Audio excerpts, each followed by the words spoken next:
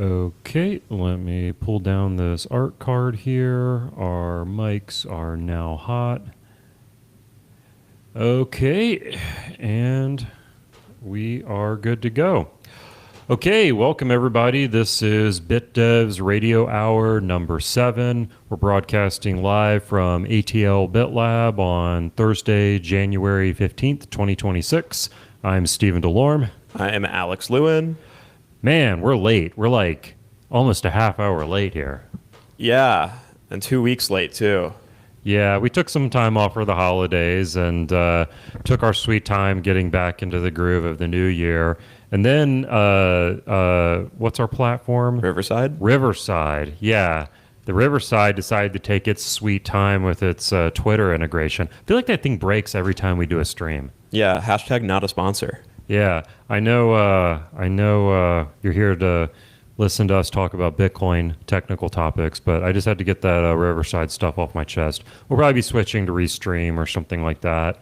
We'll see how it goes. Yeah. So what's good?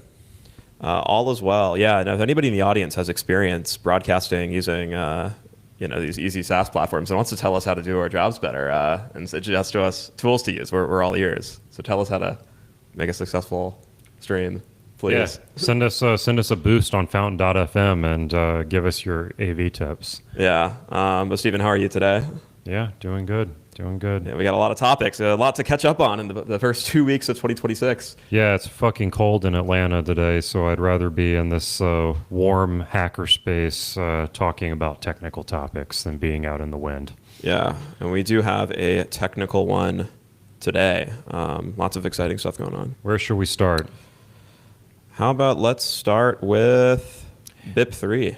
Yeah, I think you're... Okay, cool. It's showing on the screen now. Okay, yeah, BIP3 deployed, Merch says. Crazy. Yeah, BIP3 has been deployed. We have a new BIP process. So, Stephen, remind us what BIP3 is. Yeah, we talked about this, I don't know, maybe last show or maybe the one before that. BIP3 is kind of the major overhaul to the editorial process or like the process of getting a Bitcoin improvement proposal added, edited, all that kind of stuff.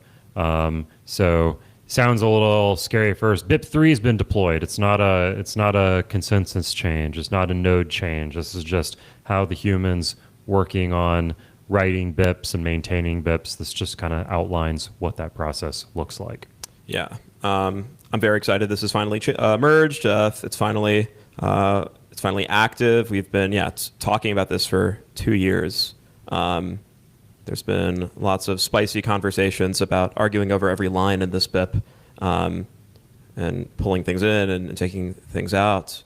And the fact that we've agreed upon it and we've reached consensus. It's evidence that we still can get along and come together and do hard things. We can agree on some things in Bitcoin. Yeah. Cool. Anything else about BIP3? Not much. I think that probably covers it because we went into more detail on a previous show. But that's how that stories ends. It got merged, everybody. Yeah, and this was like 3 hours ago, so very fresh. What's next? Maybe let's dive in the deep end. Let's talk about Rene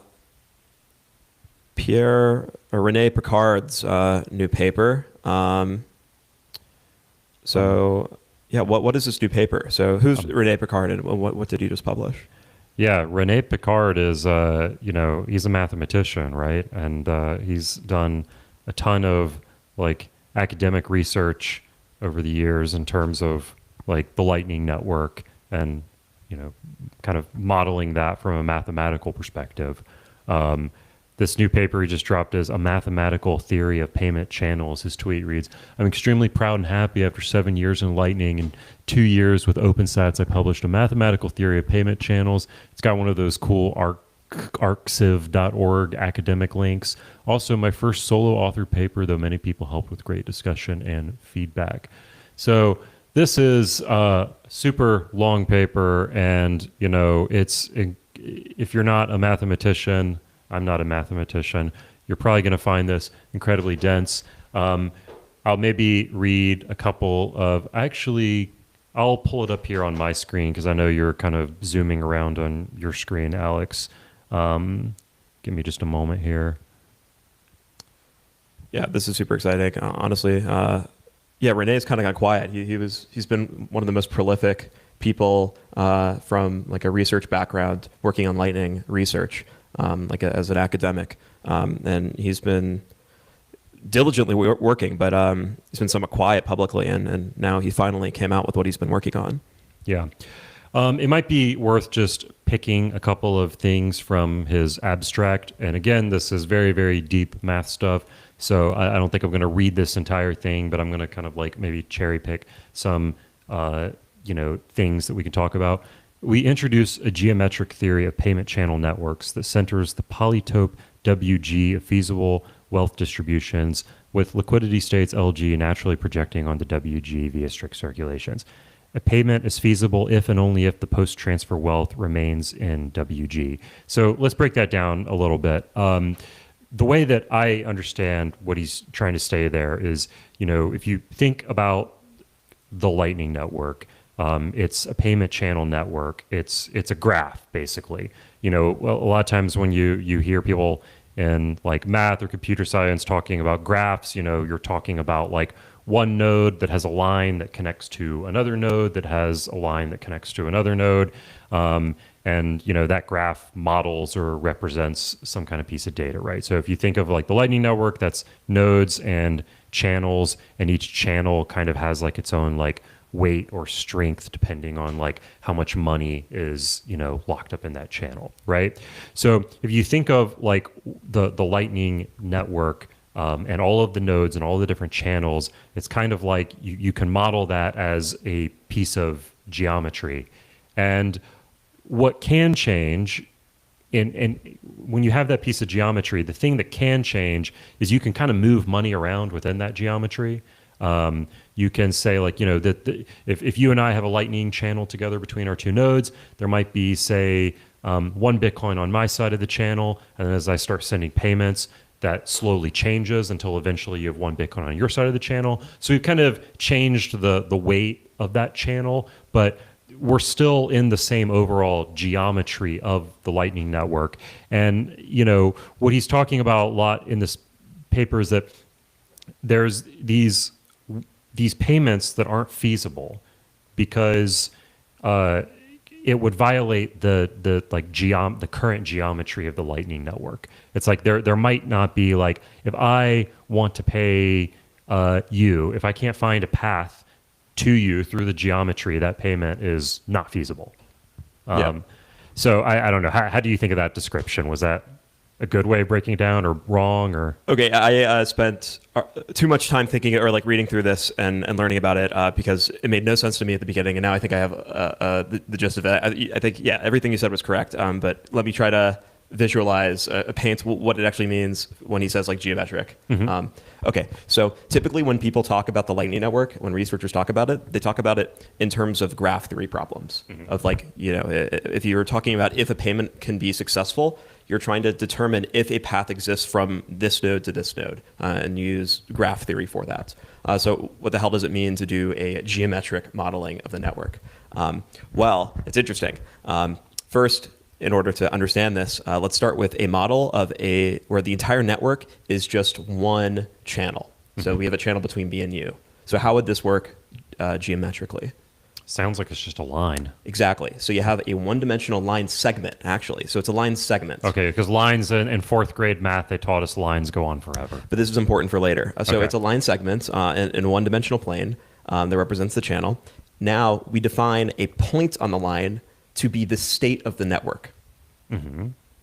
which kind of makes sense. So you have a line, the money can go all the way to my side or all the way to your side. We represent that by moving the point on the line closer to your side or closer to my side. Okay. So that's with a single channel. Now, if you add, and the important intuition is that positions where the point is touching the line, those are possible network states. If you move the line beyond if you move the point beyond the line segment, it's no longer a possible network state, mm-hmm. which makes sense. Like you can't send more liquidity to my side than you have in your channel on my side, and which would be represented as the point moving off of the page. Okay, how would this work with two channels? You'd have two line segments? you would have a plane. So you have two dimensions, and you have a polygon in the plane. So you think of it like a square. Now, our point on the plane still represents the overall network state. And again, we define places where you define everywhere inside of the square, everywhere inside the polygon as valid network states, which makes sense because you're moving in two directions across two channels. And everywhere that's outside of the polygon, you define as an invalid or impossible state. This is a useful framing because now we can define legal network states as just those, as just like the area or the volume of these like shapes. So anything inside of the shape is a valid network state. Anything outside of the shape is an invalid network state. But if you had 3, 4, or 5 channels, you're talking many different dimensions. Exactly. So with 3 channels, it still kind of makes sense. You can imagine it being like a cube. But with 4 channels, you're talking about now hyperdimensional space. So it's a tesseract. It's a hypercube. Exactly. And with the Lightning Network, it's m-dimensional space, where m is the number of channels in the network. That's what's required to describe the network state with a single point, which is super interesting.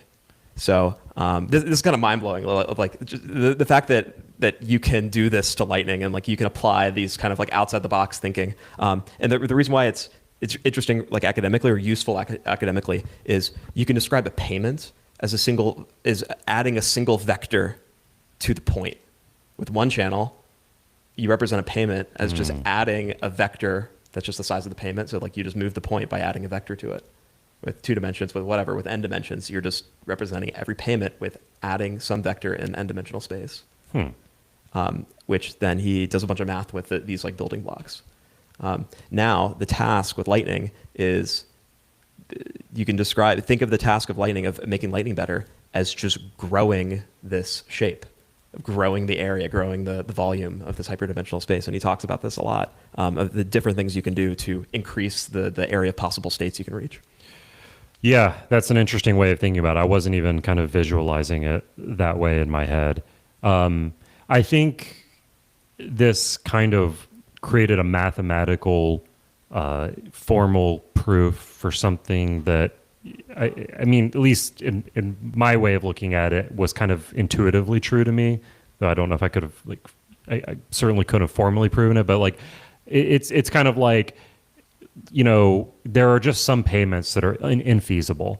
And like the intuition that a lot of people have when they talk about Lightning is that like, when you have payments that are failing, that the solution is better pathfinding or better liquidity management, and that for some states of the network graph, there's just payments that are unfeasible. And so like what this, I mean, an intuitive example of this is just like, let's just say you have this wonderful, beautifully connected Lightning network, and then somebody decides, some OG is like, I'm going to open a Lightning channel to my peer that is like I don't know, 100 Bitcoin channel, or just something just like insanely weird like that. And it's just like, okay, you have now the largest channel in the network. Like, I don't know what the largest channel in the network is, but let's say it's 200 Bitcoin. It's something like that. It's like, you can't just send a 200 Bitcoin Lightning payment now, just because you have a 200 Bitcoin channel. It's not about finding, it's an infeasible within that current construction of the network. But this is like, obviously the example I did there, I cherry picked. It's very easy to reason about, like, okay, well, that channel is just insanely large. The payment is just too large. But I think the finer point here would be that there could exist many types of payments that might not seem intuitively infeasible, but they might fall outside of the realm, the geometry of feasible payments. Yeah, exactly. Like the intuition that he's trying to cure, or like just the wrong intuition that he's trying to fix, is that like when you first get started with Lightning and you're managing your channels, if your payment fails, the problem is probably how you're managing your liquidity. And maybe you need to do a circular rebalance or something to manage your liquidity better.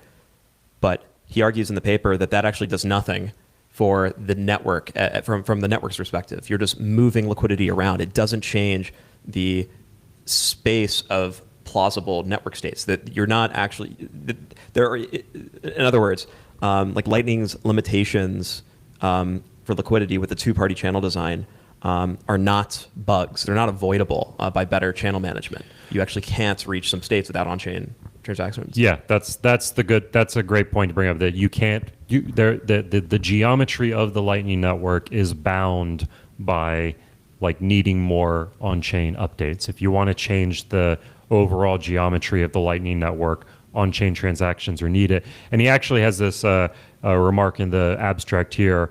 Look, I'm not a math major, so some of these symbols I don't know, but basically if you have the on-chain settlement bandwidth and the expected fraction of infeasible payments, then the sustainable off-chain bandwidth satisfies. He's basically trying to say that there is a relationship between like the feasibility of a payment and the amount of on-chain bandwidth that you have available. Yeah, this part makes sense to me. It's the throughput of on-chain payments is equal to the throughput of off-chain payments is equal to the throughput of on-chain payments divided by the probability that you must use an off-chain payment. An on-chain payment. Sorry, the P is the expected fraction of infeasible payments. Yeah, rho is the probability, basically the probability that you cannot make an off-chain payment. Yeah. So like it's the probability that you need to go on-chain. That's getting divided by the throughput on-chain. So, which makes sense. And I think another thing worth going into in the abstract is like he also demonstrates in the paper the idea that like fee incentives will naturally over time, fee incentives will naturally deplete channels to the point where on-chain activity is required. He calls this, I think, depletion. And so the theory, he says, the theory suggests three mitigation levers. Symmetric fees per direction, simple but likely unpopular. Convex tiered fees, local flow control but at odds with source routing. And coordinated replenishment. Choose an optimal circulation within a fiber that is closest to the wishes of the participants. So like symmetric fees, as if I understand correctly, would be like you have a Lightning channel and the fees are the same for both sides of the channel. It's not necessarily like, my channel partner has, 1,000 sats, or 1,000 ppm and I have 2,000 ppm. It would be like equal on both sides. Yeah, inbound fees must match outbound fees everywhere. Yes. Convex tiered fees, I'm assuming that would be something to the effect of like you have fees, like fee ranges that depend on where you're routing to or who it's coming from or something like that, which could be complicated or problematic. And coordinated replenishment. I actually don't know if I understand that one fully, but yeah, like if everybody cooperates to manage liquidity together, basically. Like you don't have individuals that are rebalancing on their own. That you have everybody deciding to move money around together to keep the network stable. I see. So yeah, that would require an almost hive mind level of coordination among the nodes of the Lightning Network, which just doesn't. It's just not realistic, given that all Yes. these Lightning nodes are individual actors. Yes, it's like mathematically feasible, but it's like not going to work in gritty meat space. Yeah. So yeah, he continues and he comes to the conclusion that the only way to really make Lightning scale to like Visa levels is for on-chain intervention and more efficient channel constructions.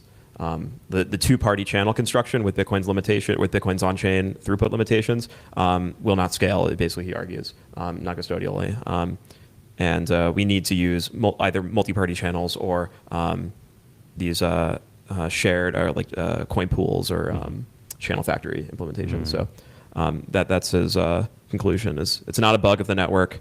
It's a guarantee, and it is. It's not a nice to have. It's necessary for scaling.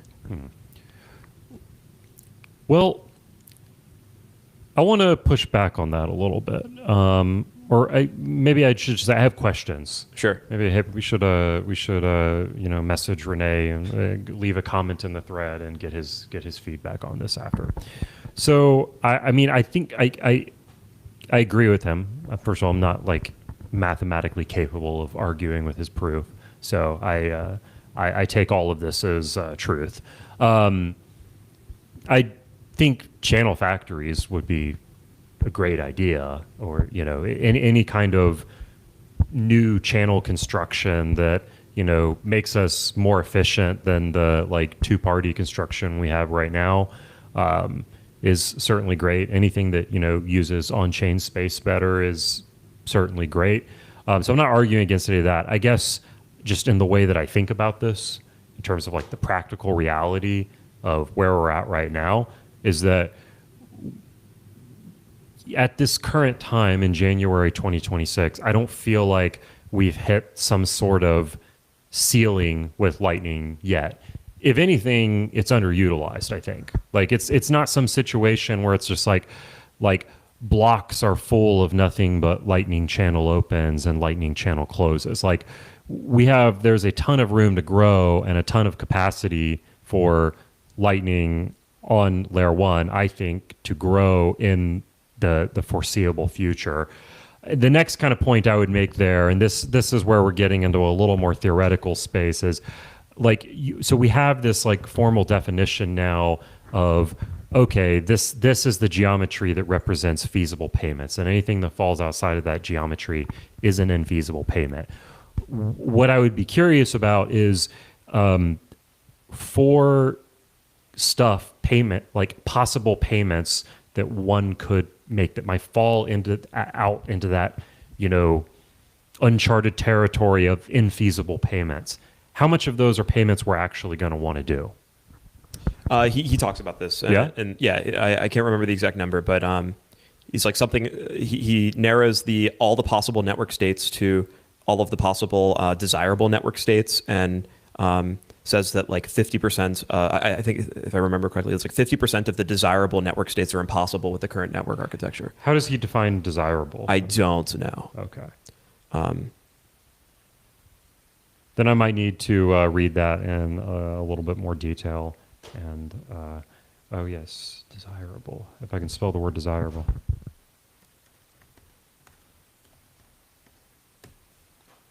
Well, you see, I think the way he is using desirable, I'm skipping through the paper now, is a little bit different than what I'm talking about. Like what I mean is like, take for example, like my situation earlier, my very crude example where you have this person with a 200 Bitcoin channel, right? And they want, and it's an invalid, like there's no, if they have the largest channel in the network, there's no possible way for them to send a 200 Bitcoin payment. There's no like path of liquidity that would really satisfy what they're trying to do, given that the amount they're trying to send is larger than all other channels on the network, right? But so it falls into the realm of infeasible payments. But then I think about like, would the person want to do that? Like is there really some person that they want to send that on the network that they just really are dying to send 200 Bitcoin to? Like how many times a day does somebody be like, you know what, I want to send 200 Bitcoin to somebody? Oh, actually, it might happen a lot in the mempool, but pick a really, ginormously large number. My point being is that like when you think about like people sending each other zaps or people buying cups of coffee or whatever you're doing with the Lightning Network and the kind of like average, size of payments going through there, versus the kinds of things that you see in like large, like crypto exchange, UTXO consolidation transactions, like they're just like a different kinds of transactions. And so I guess that's what I'm wondering is like, yes, we have all these kinds of payments that are infeasible, but like, do we know if these are payments that people are actually trying to make? Yeah, okay. I think I found the paragraph that I'm not going to be able to understand the math, but this is at least addressing it. It's before exploring how payment channel networks impose additional constraints on the polytope, that's just the shape, the higher dimensional shape, of feasible wealth distributions, we will briefly examine the on-chain situation. So, yeah, he builds up to it, but he's building up to this, to the constraints on feasible wealth distributions. And that's, I think, effectively addressing what you're talking about, is narrowing the number of possible network states to only those that are desirable or like realistic to expect that people are going to want to achieve. Yeah, I mean, I guess what I'm struggling to wrap my head around, maybe I'll go back and I'll read that section later. I won't belabor the point, but I'm really struggling to wrap my head around how you form a mathematical definition for like something that's kind of up to like the whims of people and like who they feel like paying that day. But I will read that section in depth. Yeah. Instead of belaboring the point here. That's kind of where my mind is at, what I'm wondering right now. That's a good question. Yeah, no, and to address your first point, the problems that he's talking about solving are not yet faced today. Like, we have a lot of growth to do before we start hitting the on-chain bottleneck of moving liquidity around on Lightning. So, this is all future stuff. Cool. Should we maybe briefly hit on the other paper Renee posted, the delving post? Sure. We've been spending a long time on this math thing, so we might want to get onto something lighter. But there was also a paper that Renee posted to Delving Bitcoin in December. ARK as a channel factory, compressed liquidity management for improved payment feasibility. And I think it might just be worth briefly summarizing what he's talking about here. He references in this post that, like, hey, I've been working on this paper about the structural limits and how there are actual like provable, like mathematically provable limits on payment feasibility. And he goes forth to talk about ARK as the ARK protocol as being a solution for this, for actually building channel factories. And this is kind of interesting because, I think when, the ARK protocol was kind of first pitched like 4 years ago or whatever, I think some people saw it as like, oh, is this an alternative to Lightning? Is this better to Lightning? And then now that we actually have two ARK implementations, the like Arcade Labs version and the Bark version, the second team's version, I think that, a lot of people are starting to think of it like, well, no, it's kind of more like this last mile solution. Like, you have ARK service providers, the Lightning Network helps, get payments between all the ARK service providers and make them interoperable with all these other different things like Cashew and Fediment and Spark and this, that, and the other. But it's really like the end user's wallet would be an ARK wallet, and that would be like the last mile solution. And Renee is like, no, even that is not the greatest use of liquidity in on-chain space. What we should really be doing is we should just be building channel factories inside of like ARK service providers, inside of ARK rounds. And instead of having an on-chain Bitcoin transaction that represents your Lightning channel, so instead of having a UTXO on the Bitcoin blockchain, you have a VTXO, a virtual transaction output on the ARK that is your channel. And then I assume that could be closed out on chain unilaterally if you need to. Yeah. I mean, can you remind me like what just fundamentally like what the original channel factory thing is? I mean, my understanding of channel factories was just like having a more efficient way to be able to create lots of channels for many users with like a single UTXO. So we're kind of like limited right now that it's like one channel means one UTXO. Any new channel that you create has to be represented by like a new UTXO. And so that creates like kind of like a fundamental cap on, like number of channels just based on like how many UTXOs, just how many, transactions how much space you can fit into a Bitcoin block. So the channel factory idea is like, yeah, I can have UTXO, but what if I could have like more than one channel? Gotcha. So like channel factories was only just about Lightning, people sharing UTXOs for the purpose of having multiple Lightning channels in one UTXO.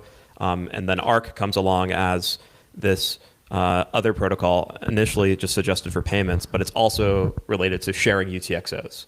So like René's contribution to this is connecting to the two ideas, the two UTXO sharing ideas, and saying we're going to use the Arc UTXO sharing protocol for bundling up many Lightning channels inside of a single UTXO. Yeah.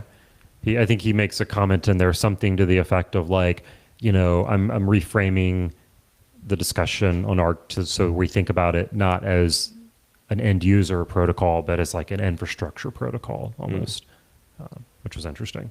Yeah, but he's suggesting that at the end of the day, the users should be having Lightning channels, and rather than having raw VTXOs swapping in and out of Lightning on every payment. Yeah, it's like it's kind of like it's an interesting way of thinking about it because they're kind of using both protocols at the same time.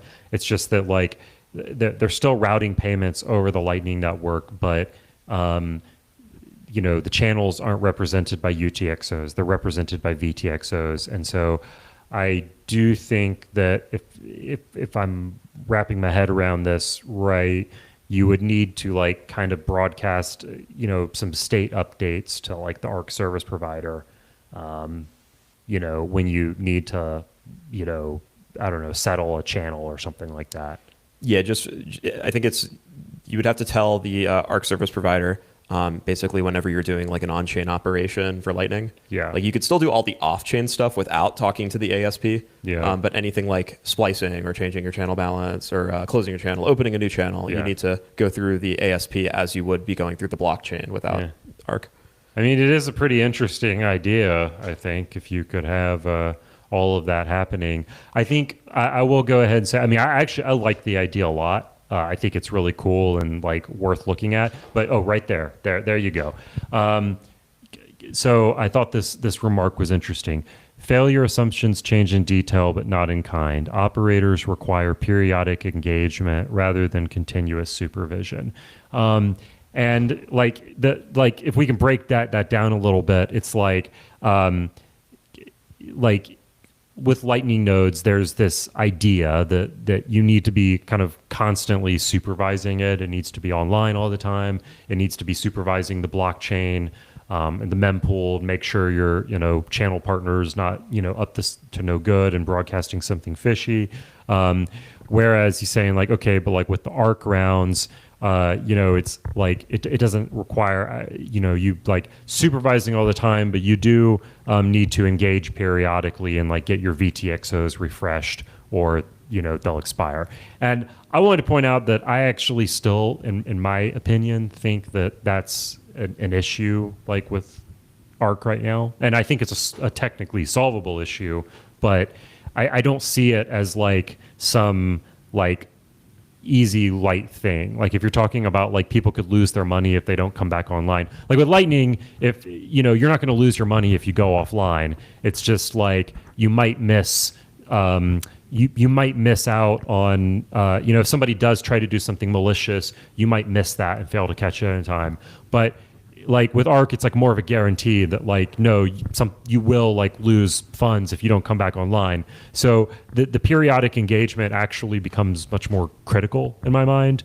And for getting those refreshes to happen under the current model, there is a ton of interactivity requirements, which I think kind of surpass the current interactivity requirements of Lightning nodes in my mind. Yeah, I think the consensus in like the Arc world is that this is an irrefutable truth about the limitation of Arc.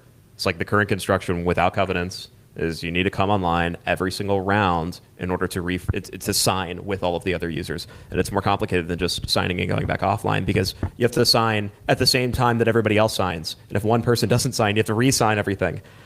It's like not a good. It's a big trade-off that is not going to work at scale in practice. Like I don't think anybody believes the contrary, but there's like really two solutions to fix this, like to make Arc plausible and to fix this problem you're talking about. Is one of them is to make it less non-custodial, basically. Like you delegate signing to a federation, or you do state chains, or something like that, Yeah. or we change Bitcoin to get covenants. So Yeah. those are the only two things that will fix this. Yeah, and the whole like idea of like, federated kind of signing for the ARC stuff. I'm just like, well, why don't we just use Fediments? Great point. But the covenants, again, I'm not like against ARC or anything. I think it's really cool, and I personally, I would love to see a much more like complete version of ARC, and that would require covenants, and some of the best things require consensus changes, I guess. Yeah, we'll see. What's your current over/under on when we'll get covenants? How many months or years will it take on average? That's above my pay grade. My number is 30 years. Yeah, that's rough. Yeah, I'm not optimistic. All right, we've been going deep into lightning math for a little bit. What do you think? Anything else we should say on this, or should we jump to some other stuff?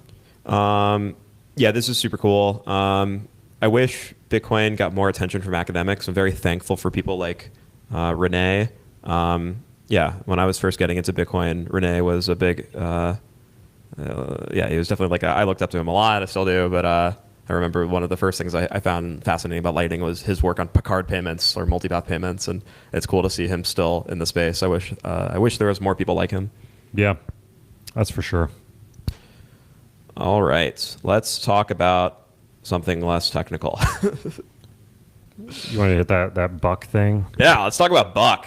Yeah, I keep hearing people tell me about Buck, and I still don't think I fully understand what Buck is. Okay, so let's pull up Buck. Buck, the Bitcoin dollar, 7% rewards the first savings coin. Okay, this kind of sounds like a stable coin, I guess, but it just seems like something different, maybe. Sounds to me like a character from Kill Bill, but yeah. Yeah. Also, not for U.S. persons, so it's not exactly borderless. But so what is this Buck token? Well, in order to talk about the Buck token, we first need to talk about MicroStrategy. If you've been following Bitcoin, you've probably heard of this company called MicroStrategy, and they've turned a public company into a tradable set of stocks that is effectively like investing in a fund, like a hedge fund or an equity fund or something like that. And because they have a public company, they can sell their financial instruments on the public markets, and this has made their stock much more valuable than it was in the past. They've launched a bunch of different kinds of stocks and debt instruments. And this is their newest. So if you're curious with the different products, this one is just below Strife, which is a credit product. This is a preferred stock instrument that acts like a fixed income instrument. So what that means is it's supposed to pay you a reliable payout for holding this asset, like a bond. It's not a bond. It's not debt. Like a bond guarantees a payout. This does not guarantee you a payout. It's an equity that strives, desires to pay people, targets an 11% yield, which is bananas. It currently pays 11% annual dividends, but there is no guarantee. It tries to hover around $100. So people are really excited about this. They're the bulls of Stretch and MicroStrategy, or just Strategy now, is that they argue that these products are attractive to the typical buyers of fixed income instruments. Like the typical people that buy, call it trillions of dollars in bonds, would find these kinds of products interesting. And then MicroStrategy, when they sell these trillions of dollars of these instruments to the buyers, they will use the money to buy Bitcoin, and which will cause supply shock in Bitcoin, which will cause the price of Bitcoin to go up, which will allow them to pay these 11% dividends, and it'll be like a never-ending cycle. So, yeah, this is interesting. One downside of Stretch and these products is that you can only buy them in the U.S. Yeah. Good. Yeah. All makes sense so far. Yeah, I mean, so these are like they're not the MicroStrategy stock. These are other assets that Strategy is creating. Correct. They're still equities. They're called preferred stocks or preferred equities. They don't represent shares of the company.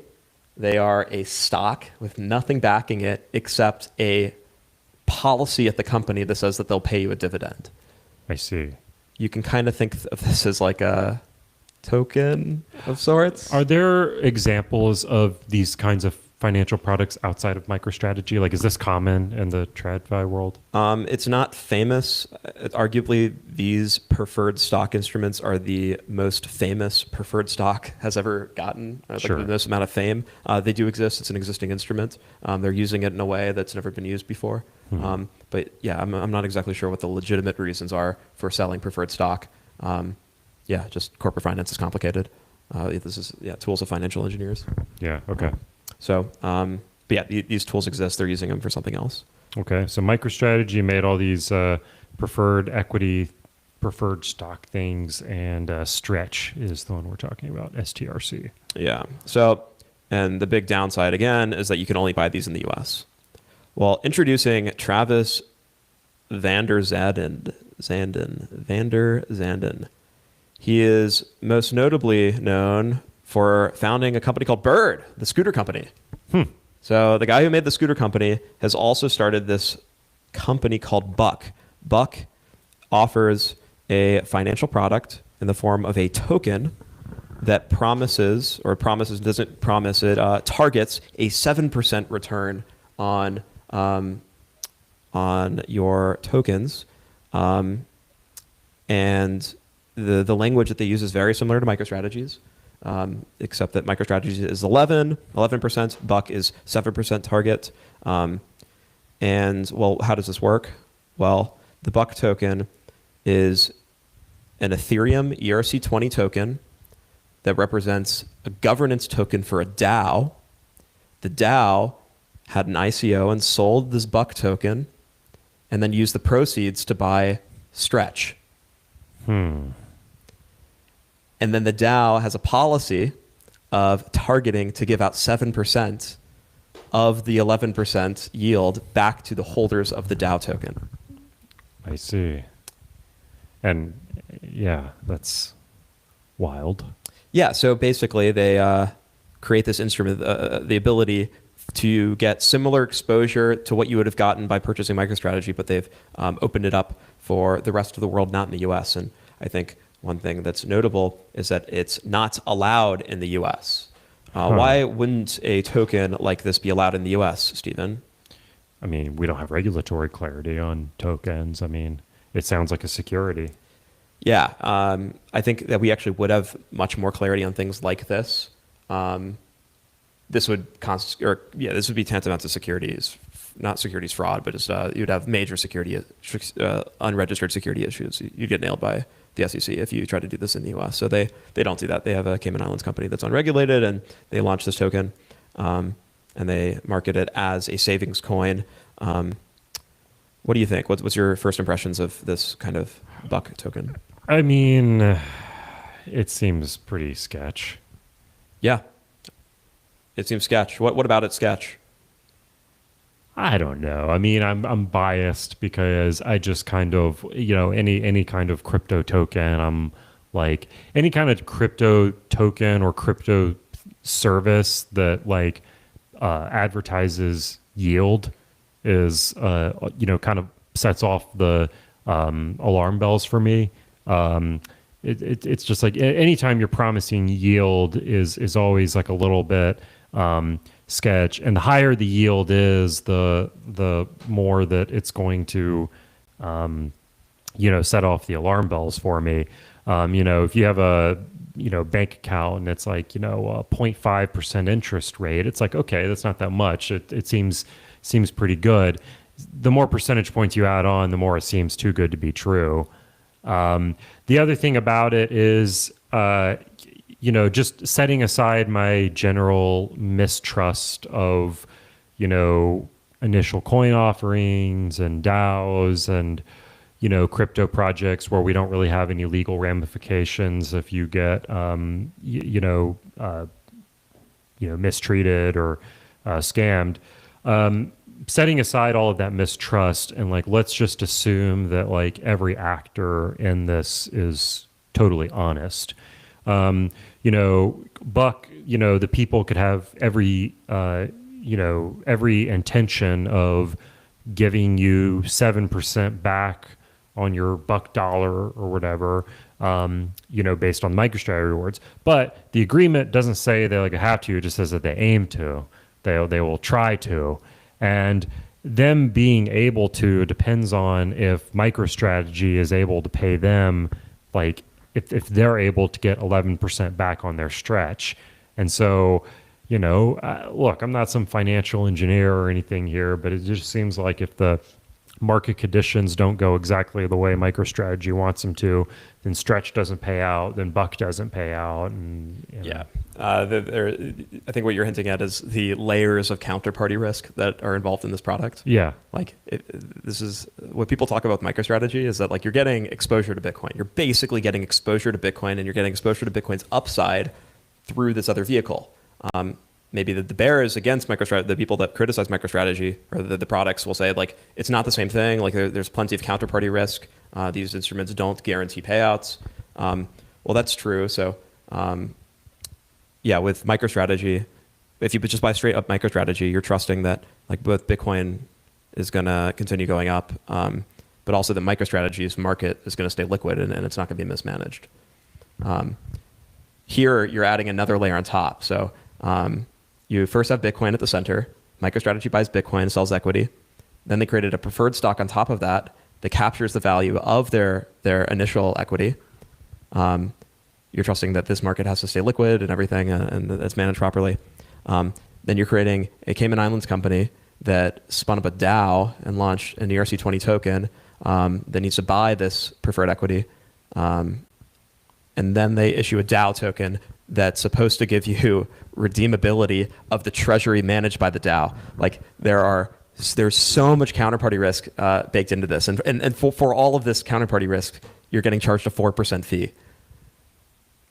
It's actually not even, somebody corrected me, it's 4% of 11%. So you're getting charged a 30% fee. Wow. Yeah. I think it's wild that Bitcoiners are acting like this is an extension of Bitcoin. People that, it baffles me that this doesn't immediately raise the alarm bells of everybody thinking that this is just another, get rich DAO scheme with tokenomics. I mean, you hear Bitcoiners saying this, this could very easily turn into he said, she said. Yeah, he said, she said. But I mean, who is saying this? Is this just people you observe talking about this that you wouldn't ordinarily have expected to, or specifically the comment section of the Buck announcement tweet? I was shocked to see some of the supporters. Yeah, we don't have to dox people. Yeah, but we don't. Okay, yeah, well, I think I'm good, but I guess people can do those kinds of things with Bitcoin if they want to. Yeah, I think it's kind of funny that the DAO world is basically dead. DAO tokens, there are no noteworthy DAO projects still that exist. DAO tokens was a 2019 thing, and they've completely gone away. And this is the first new DAO announcement that I've seen in a long time. I remember a lot of them popping up in 2019, 2021, 2020, 2021. I feel like after COVID, they really went on a tear there. Yeah. When Bitcoin was going on its run, and especially with the NFT craze and all of that. Yeah. Cool. So anywho, buy Buck. Is the moral of the story? No, don't buy Buck. All right. Where do you want to move to next? What else is on the agenda? So we can talk about this OpCC consolidation opcode proposal. We can talk about BitVM4. We can talk about the BIP30 Bitcoin V30 wallet bug. We can talk about BitChat. Well, why don't we talk about something a little technical, and then we should probably get to BitChat before we wrap up. Cool. Maybe let's talk about BitVM4. Yeah. Now, you might need to educate me on this. You see, what I learned at Bitcoin Plus Istanbul was that, several organizations had implemented BitVM2 and had gone through, the rigorous process of getting the code security hardened and all that. then they came up with, there was the idea, I think, from Robin Linus for BitVM 3 based on the like Jeremy Rubin's garbled circuits suggestion. And then everyone was like, wow, this is like obviously better. And now we got to, make BitVM 3. So you're telling me there's another one now? Yeah, so it's a bit call it sacrilegious to call all of these things BitVM. Like it's departed significantly from the original BitVM thing, but you can accomplish similar kinds of goals with them. So yes, you're correct. BitVM 1 was announced. The idea was to put it was a way to represent arbitrary computation inside a Bitcoin script where every gate was basically a Bitcoin transaction. BitVM 2 said, oh, we shouldn't put all of the computation on chain. We should put a single computation on chain. We should put a verification of a peg in and peg out into a side system and just verify that on chain. So it was a single start or it was a single like proof verification on chain, and then everything else was off chain. BitVM 3 said you don't actually have to verify the proof. You can use this thing called garbled circuits, and if somebody verifies or if somebody finds a fraudulent proof off chain, they can leak a secret on chain. Sorry, they can leak a secret off chain and then use that to slash funds. So you can accomplish the same thing without doing any computation on chain, which is when BitVM kind of ceases to exist. Now BitVM 4 does the same thing as BitVM 3, except in a way that they're arguing is 1,000x more efficient. So very exciting. I think this 1,000x efficiency is less exciting than the last 1,000x efficiency. Oh yeah, and then one thing noteworthy is when BitVM 3 came out, they said this is a 1,000x more efficient way to do the same thing BitVM 2 did. And then they're saying again that this is a 1,000x improvement on what BitVM 3 did. So we're now a million x better than BitVM 2, which was like, what, a year and a half ago? It's moving fast. It's moving fast. Massive hats off to Liam. He's been instrumental in all of this work. Okay. Wow. Yeah. The gist, it sounds really exciting. I was reading the paper a little bit and then asking Claude about the paper quite a bit. This doesn't really, my understanding, it doesn't change much in terms of what you can do with the protocol.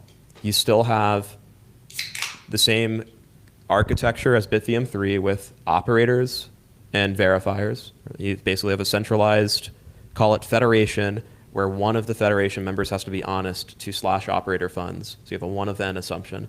That doesn't change.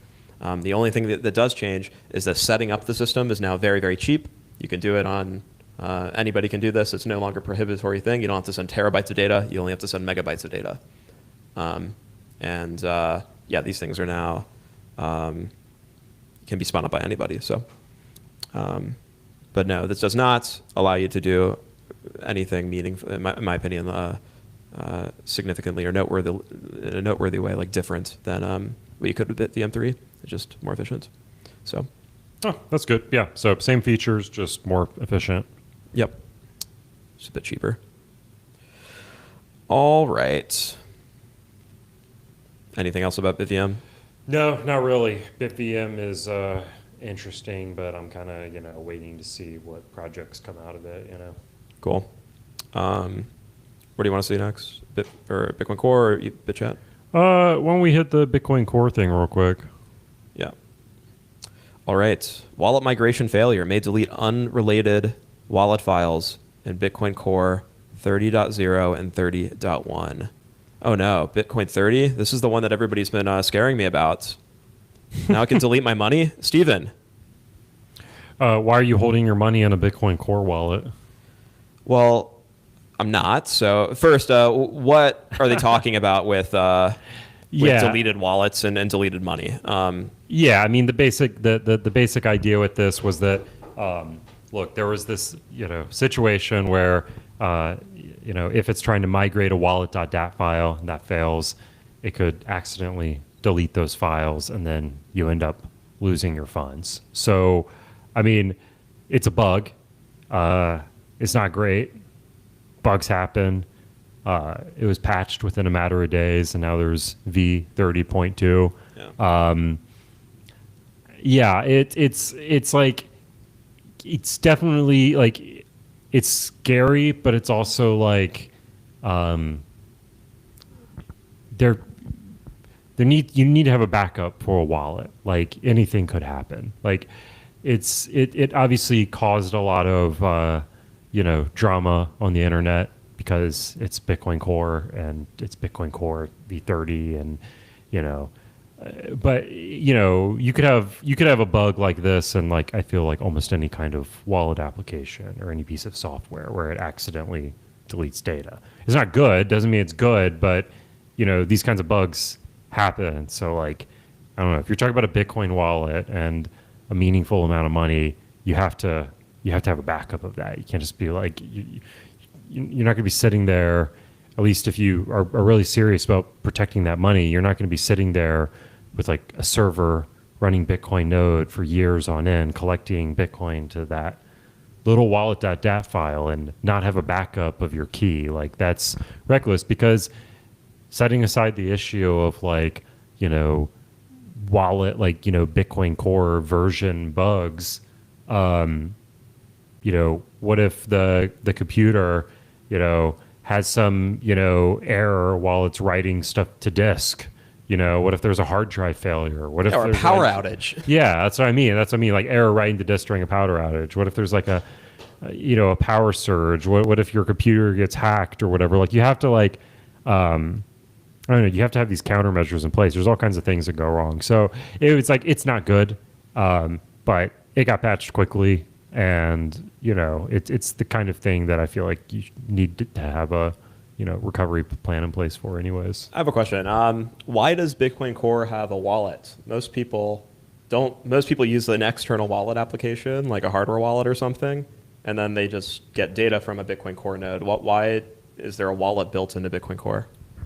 Well, I mean, when Bitcoin was first launched, that was the only way to use Bitcoin. I mean, Bitcoin Core, as we know it today, is descended from Satoshi's original client. That was how you used Bitcoin.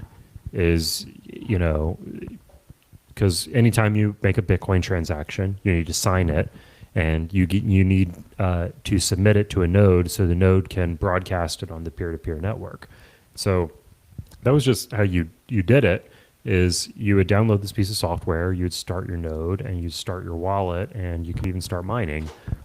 So I mean, it's still a feature from that's been maintained. Now, I think this kind of leads you to this might lead you to the question of like, should it have a wallet? Yeah, like for historical reasons, it's still there for sure, and I think I've heard people say that before. Like, oh, it's only there because of historical reasons. But yeah, today, why don't we move it out of the infrastructure? I don't know. I think I will tell you what. I've actually had some conversations with people where I've been told that apparently there's actually a lot of like businesses and stuff that still use the wallet. Why? And I don't know.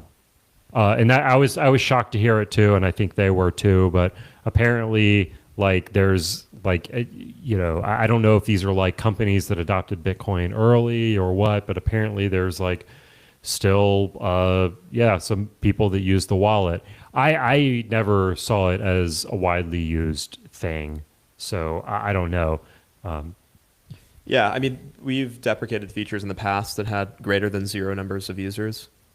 Why it seems completely plausible that they could say, okay, we're deprecating the Bitcoin wallet. Please migrate all funds out of this wallet in the near future because the feature will get deleted. And then 5 years after making that announcement, delete it.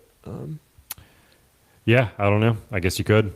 Yeah. I mean, one other thing to note about this bug is that in order to hit the bug, you didn't just have to use the wallet, but you had to use a wallet that's unnamed, which had not been created in the past 5 years. So you had to have a 5-year-old unnamed wallet in order for this to hit. So you need to have a default unnamed wallet.dat file, a wallet that you've created on this Bitcoin node for 5 years, And in order for this to be catastrophic, you would have had to go 5 years without backing up that wallet.dat file. Correct. Yeah. 5 years without writing down your seed words. Yeah. I mean, I tend to think that somebody who's technical enough to upgrade, version bump their Bitcoin core node is technical enough to back up their wallet.dat file, but I could be wrong. Yeah. But even then, I mean, some people even talk about removing the UI from Bitcoin Core too, just like let it be like a CLI tool. it seems sensible to me. Yeah, I don't know. It's interesting. I mean, I'm a UI guy. I love the idea of it having a pretty UI. Different repo. Yeah. Different project. Yeah, could be. Yeah. Yeah, but still bad. Still bad that this bug was allowed to happen, but understandable and pretty small in the scheme of things. Yep, that's why there's bug fixes. Yep. Cool. Anything else about Bitcoin Core 30? No, I don't think so. Let's talk about what I think is the coolest news story in the Bitcoin extended cinematic universe in the past several months. So BitChat is a new-ish chat application initially released by Jack Dorsey and now also being developed by Kale, and I think they have some other people working on it. It is unique in that you don't need internet connection in order to use the app. You can chat with other people just by sending them messages over Bluetooth. And it creates a mesh network between people. So if you have sufficient people using the app, you can send messages all across the mesh network. So even if you don't have internet, then you can use the chat app. This is pretty cool for a variety of situations. You can imagine being at a crowded stadium, like a sports game, where nobody has good reception. You can use it then. But more seriously, what people have been talking about is, what happens if the government becomes tyrannical and turns off your internet? This is an unthinkable thought in the West, but it turns out that in some other countries like Uganda, the government, and also now Iran, the government is cracking down and shutting down the internet in order to keep their citizens down. So the story is, in Uganda, amid a government-ordered nationwide internet shutdown, BitChat becomes the #1 most downloaded app in the Play Store and the App Store. Nice. This is the coolest thing ever. I think this is the most visceral example of freedom tech working, or really solving problems for people. Yeah. Like Bitcoin, I think we have a lot of aspirational goals for how it could help people, and it's definitely helping people on a small scale in a lot of different places. But I've never heard of something this ubiquitous in a place that's having a crisis. Well, I think there's precedent for it. This is a different level of cool. I mean, for anyone who's never heard of it, I mean, the confusing thing about it being named BitChat, it has nothing to do with Bitcoin, but it's a cool name nonetheless, and it's freedom tech, so related and worthy of inclusion here. But I think the precedent for this would be like the Arab Spring and the use of Twitter in 2011. I'm not familiar. It's just it was like the similar kind of thing. It was like it was when Twitter was still relatively young as a product, as a company. And it was like this whole idea of social media being used during protests and civil unrest to coordinate activities was kind of, at the time, this unheard of thing.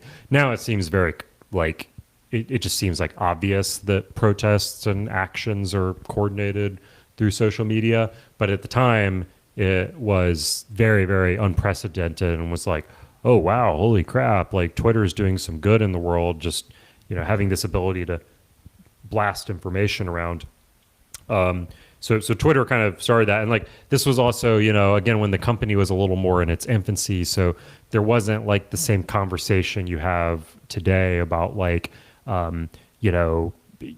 big tech companies kind of just, censoring, different, posts based on political views and all that kind of stuff. So yeah, the precedent would be Twitter.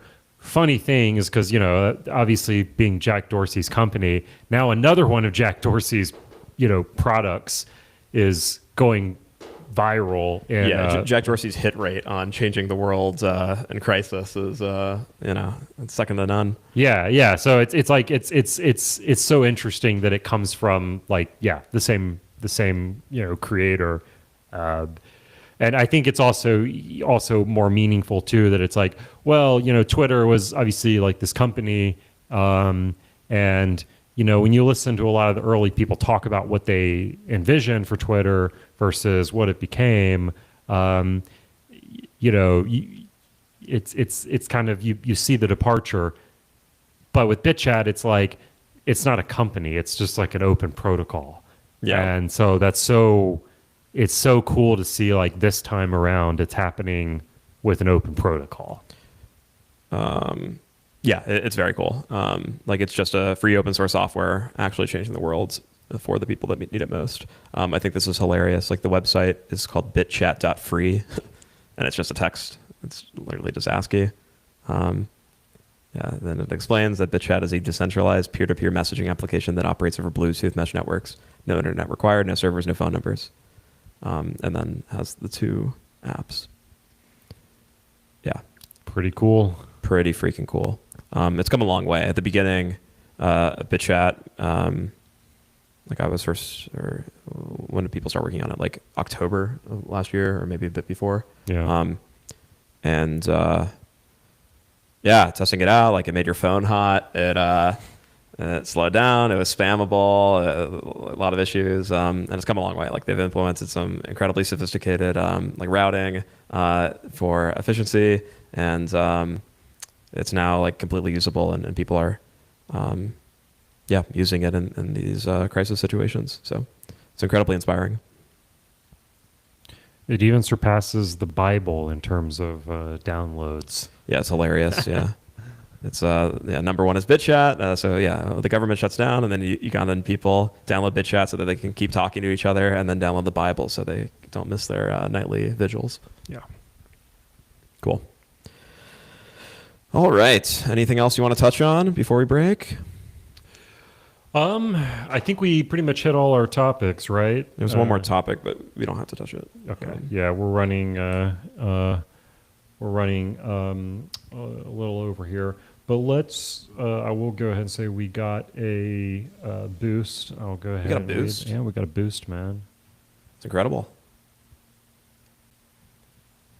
Looting. Yeah. Shout out to everybody at home. This is a live show. You can interact with us. Yeah, this was from Nikaz 18th, and December 21st, back when we were on break. Awesome show, guys. Hashtag live aloha. Sweet. Thank you for the boost. Thank you for the listen. Boost in on Fountain. Let us know what you like, what you don't like. Let us know what kind of topics you would like to learn more about on BitDevs Radio Hour. What else? Anything? Cool. Yeah. About covered it. This was fun. This was another weekly edition. Yeah, we'll be back next week. Hopefully. Usually on Fridays. Today's a different day. We both needed to do it Thursday today, but usually Friday. Yep. We'll be back to do another BitDevs Radio Hour. All right. We'll catch you next time.